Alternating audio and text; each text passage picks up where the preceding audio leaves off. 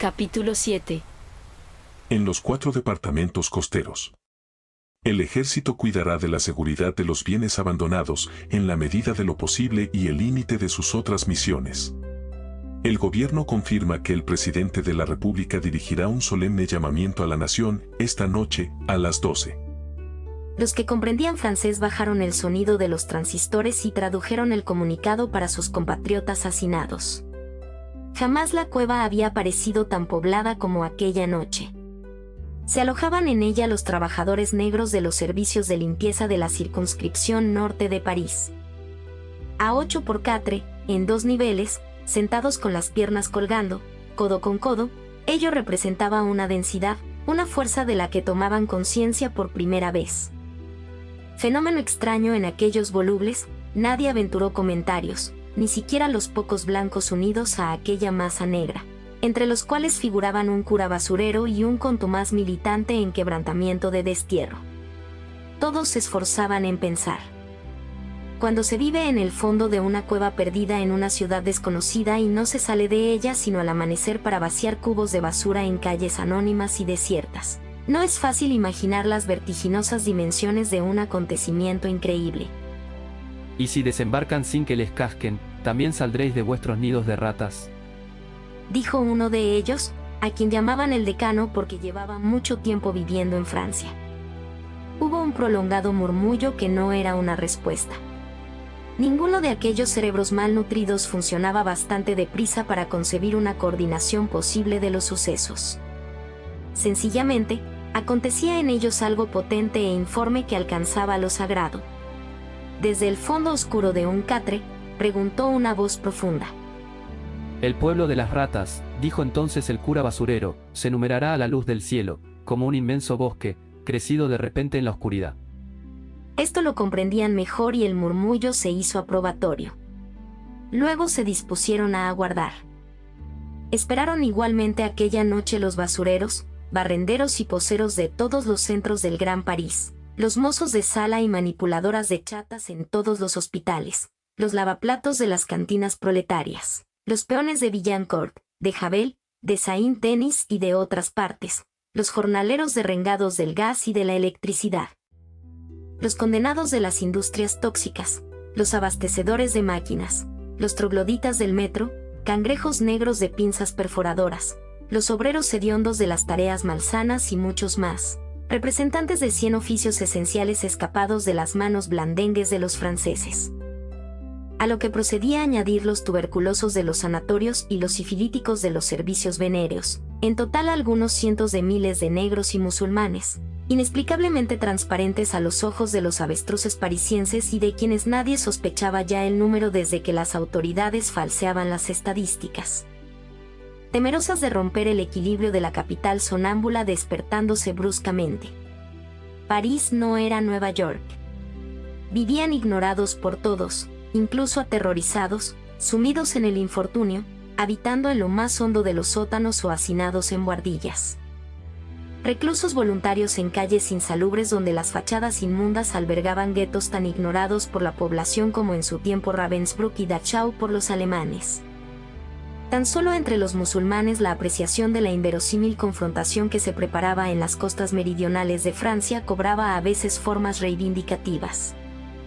Nada concreto aún, sino oscuros deseos, impulsos reprimidos como el de obtener la sonrisa de una mujer francesa en lugar de soñar con violarla, de poder acostarse con una prostituta guapa en lugar de tener que oír: no, me acuesto con los bicots, o simplemente, de andar, feliz, por un jardín público mirando jugar a los niños, sin que enseguida madres asustadas se agrupasen en un corro amenazador para proteger a sus pequeños. Solo los más fanáticos pensaban en una nueva forma de guerra santa, aunque no les correspondía tomar la iniciativa. Aquella noche, igualmente, fue reconstituida la división en zonas de guerra de los barrios argelinos de París y su periferia. Un tal Mohamed alias el Cadí Tuerto, parecía ejercer allí una dictadura indiscutible. Desde las 11 de la noche, mediante mensajeros discretos, hizo llegar sus primeras órdenes a los responsables de barrio. Ya ha pasado el tiempo de las armas. Que todos guarden su navaja de afeitar y rompan la hoja de su cuchillo. El primero que derrame sangre será emasculado, acto seguido por orden mía. Era un musulmán que sabía hablar a los musulmanes. Fue obedecido por todos, salvo por su propia esposa, maestra de escuela francesa. La navaja del cadí desapareció inmediatamente, escondida dentro de la media de su pierna derecha. Elisa conocía el menosprecio. Durante los 10 años que llevaba de casada, no se le había escapado ninguna de las sutilezas del desprecio. Soñó con sangre purificadora y no fue la única en soñar.